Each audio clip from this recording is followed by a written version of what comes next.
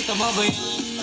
Yung nasa harapan, basta natingin ka na lang. Anong meron dyan? Ewan ko masyadong maiwaga.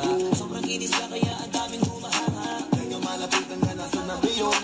Marami din kasi akong gustong itanong. Ano kayang sikreto niya? Ba't siya ganon? Ano ba talaga yung ginagamit ng sabon? Walang halo sa balat, napapaling mo lahat. At para makita na sa lahat, hindi rin kataka-taka na sa kanya maakit ka agad. Dahil sa kagandahan niyang sagad, ibang-iba kasi mga datingan niya. Sa putos niya balang nakakasilaw na. Kadalasan kasi pinag-iisipan siya, pinagawa niya lang lahat kaya nilinaw niya. Simple lang naman daw na maging katulad niya. Kaso di lahat naniniwala sa kanya.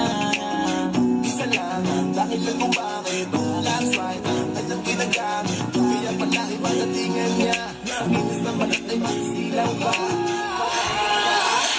Yes, honest, kung ako'y tawagin, mga lalaki nangigigil sa akin. Ayaw paawa, paano mo pipigilin ang damdamin nila para sa akin? Yes, honest, hayop sa kagandahan, sa sobrang kinis, hindi mo mahawakan. Sa katunayan, walang ginagawa dyan. Kung gusto mo, titigan mo na lang.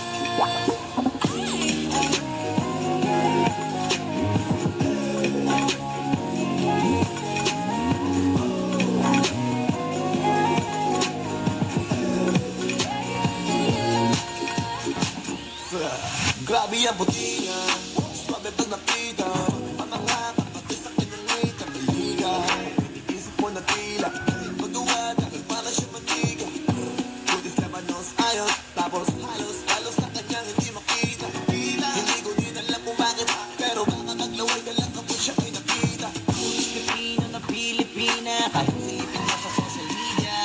Harap pa kami, grabe yung lupit. Kung ngayon mo maniwala, di i-check mo sa net. Mga post niya sa FB, story niya sexy. Story sa IG, leak niya na selfie. Pak na pak, mapapapalakpak. Kaso lang, swipe pala kanyang nilalaklak.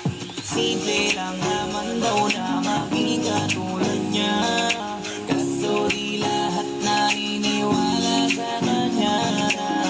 Front row, nakita ko bakit last right ang kanyang ginagamit. Kaya pala iba datingan niya. Sa kinis ng balat ay masisilaw ka.